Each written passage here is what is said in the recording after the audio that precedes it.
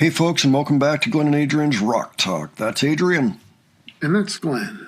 And today we are returning to Voice of Baceprot, the Indonesian trio of women that are generally pretty amazing heavy metal players.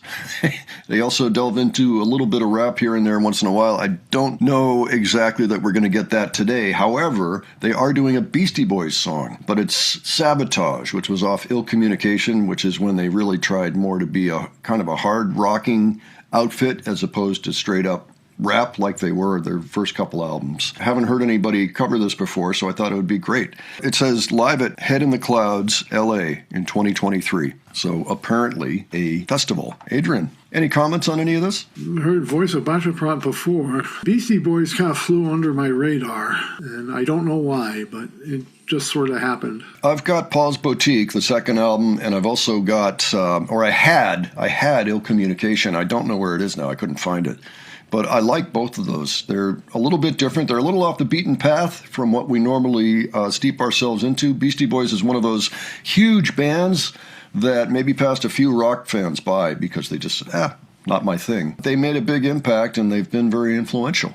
And I enjoy the music, but I don't play it that often, to be honest with you. But when I do, I'm like, oh yeah, Beastie Boys were good. All right, let's look at this, and we will discuss afterwards. All righty.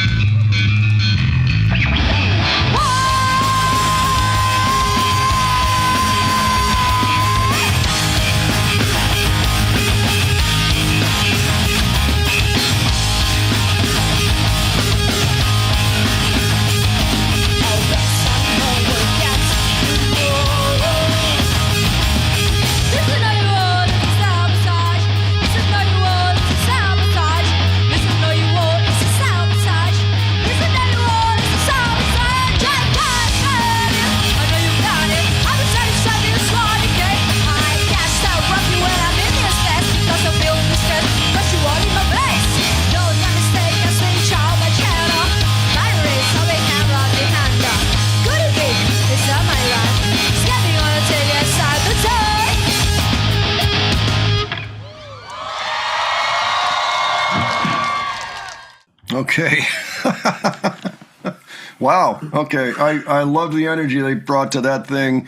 There was a little bit in the middle that I did not recognize at all. It's like they stuck some other thing in there, but it grooved really hard, actually. I thought it was great, whatever it was.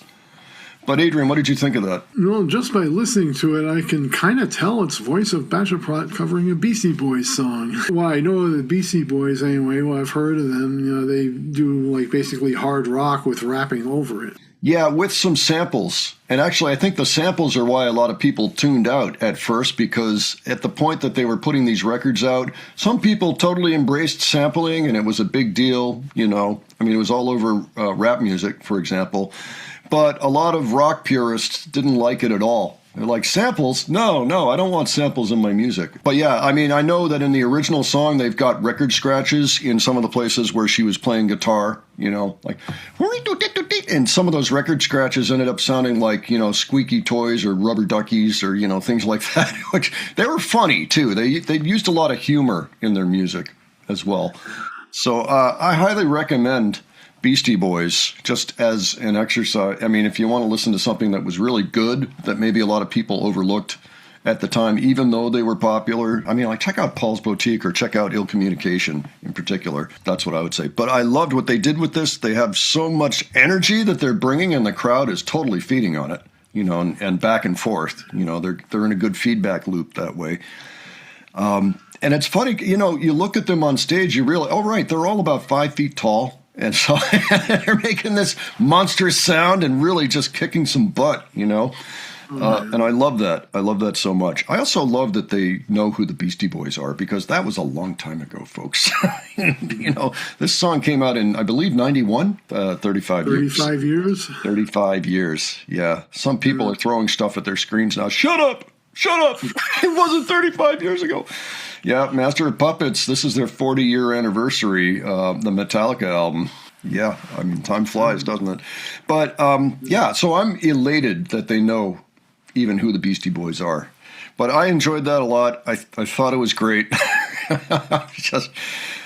it actually makes me think, I got to check and see if we can even look at Beastie Boys, because that would be cool. I have a feeling they're probably blocked, but let me find out about that. Well, I was just marveling. They had that double machine gun guitar riff in like that breakdown part of it. Yeah. And throughout the whole song, there's also these killer bass riffs.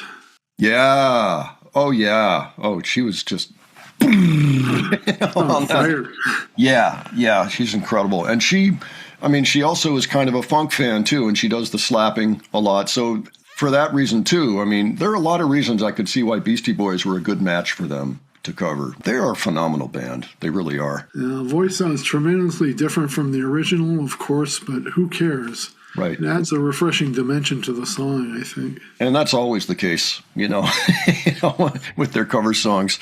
But it's cool. It's cool. I mean, it means it's theirs at that point. So wonderful stuff. All right. Well, folks, why don't you let us know what you thought of this? If you're a Beastie Boys fan, let us know how you thought it compared. I thought they did a pretty good job, considering they weren't scratching or anything, you know, doing any of that stuff. No squeaky toys here.